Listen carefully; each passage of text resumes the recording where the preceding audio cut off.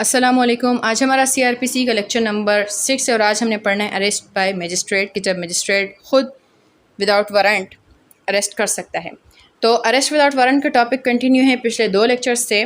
तो आज उसका लास्ट पार्ट है। अरेस्ट विदाउट वारंट आपको पता है 3 लोग कर सकते हैं, पुलिस कर सकती है, प्राइवेट पर्सन अंडर सेक्शन 59 कर सकता है और इसके अलावा magistrate himself without issuing warrant himself arrest कर सकता है। कौन से रेलिवेंट सेक्शंस हैं इसके हवाले से? सेक्शन नंबर 64 और section number 65 arrest by magistrate के हवाले से हैं। ठीक है, तो सेक्शन नंबर 64 क्या कहता है कि अगर कोई भी ऑफेंस मजिस्ट्रेट की मौजूदगी में कमिट होता है तो फिर वारंट इशू करने का इंतज़ार नहीं किया जाएगा। मजिस्ट्रेट उसी वक्त ऑर्डर कर सकता है कि इसे अरेस्ट किया जाए, ख़ुद भी अरेस्ट कर सकता है या फिर किसी भी दूसरे शख्स को कह सकता है कि वो उसे अरेस्ट करे। ठीक है, तो लैंग्वेज क्या है सेक्शन नंबर 64 की? When any offence is committed in the presence of magistrate with in the local limits of his jurisdiction. क्या है, अब यहाँ पर क्या चीज़ ज़रूरी है कि उसका दायरा इख्तियार के अंदर वाले इलाके में ही अगर कोई ऑफेंस कमिट होता है मजिस्ट्रेट की अपनी मौजूदगी में ही में हिमसेल्फ अरेस्ट, तो वो उसे ख़ुद गिरफ़्तार करेगा और order any person to arrest the offender, या फिर किसी भी शख्स को ऑर्डर कर सकता है जो वहाँ पर मौजूद हो कि इसे अरेस्ट कर लिया जाए। Subject to the provisions of bail commit the offender to custody, यानी कि बेल के प्रोविजंस को मद्देनजर रखते हुए उस शख्स को हिरासत में ले लिया जाएगा। बेल के जो प्रोविजंस है वो अपनी जगह पर, यानी कि फॉर एग्जांपल अगर कोई बेलेबल ऑफेंस है तो उसे उस वक्त ही बेल ग्रांट की जा सकती है। ठीक है, तो सेक्शन नंबर 64 एम्पावर करता है मजिस्ट्रेट को कि वो विदाउट इशूइंग वारंट अरेस्ट कर सकता है, ख़ुद अरेस्ट कर सकता है, किसी और से अरेस्ट करवा सकता है कि जब कोई ऑफेंस उसकी अपनी मौजूदगी में कमिट होगा।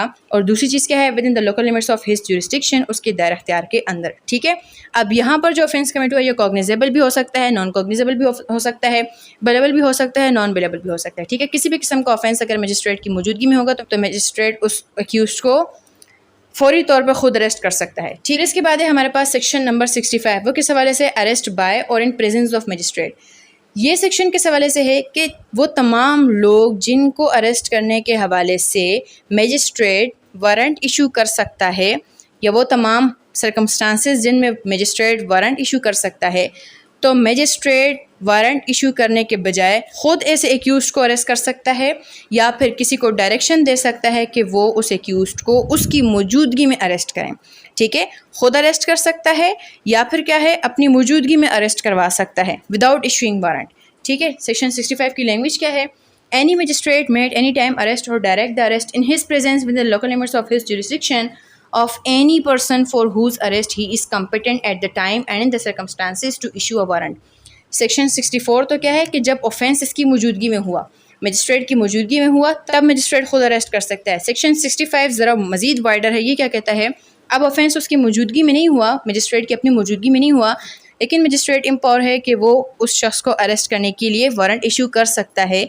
तो फिर मजिस्ट्रेट 2 काम कर सकता है कि वो ख़ुद उस शख्स को अरेस्ट करने के लिए जाए, ख़ुद उस शख्स को अरेस्ट करे, और दूसरी क्या चीज़ है कि मजिस्ट्रेट किसी और शख्स को डायरेक्ट कर सकता है कि वो उसे अरेस्ट करे, लेकिन in the presence of magistrate. ठीक है, तो सेक्शन नंबर 64 और 65 मजिस्ट्रेट को एम्पावर करते हैं कि वो विदाउट इशूइंग वारंट हिमसेल्फ खुद अरेस्ट कर सकता है। ठीक है, अच्छा, फिर यहाँ पर भी वही सेक्शन 66 और 67 जो अप्लाई होंगे।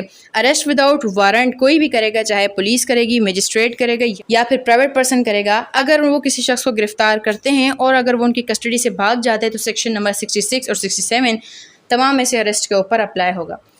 सेक्शन 66 क्या कहता है कि अगर कोई भी शख्स हिरासत से भाग जाता है तो उसे वापस कस्टडी में लाया जा सकता है, और सेक्शन 67 पावर्स देता है कि उसको वापस कस्टडी में लाने के लिए सेक्शन 47, 48, 49 के प्रोविजंस की अगर ज़रूरत पड़ी, यानी सर्च ऑफ प्लेस की अगर ज़रूरत पड़ी तो इन प्रोविजंस को भी यूज़ किया जाएगा। सेक्शन 46, 47, 48 हम पिछले लेक्चर्स के अंदर डिस्कस कर चुकी हैं। इन तमाम के लिंक्स आपको डिस्क्रिप्शन बॉक्स के अंदर मिल जाएंगे। ठीक है, तो यहाँ तक आपका अरेस्ट विदाउट वारंट का टॉपिक इन 3 लेक्चर्स के अंदर मुकम्मल होता है। Thank you so much for watching.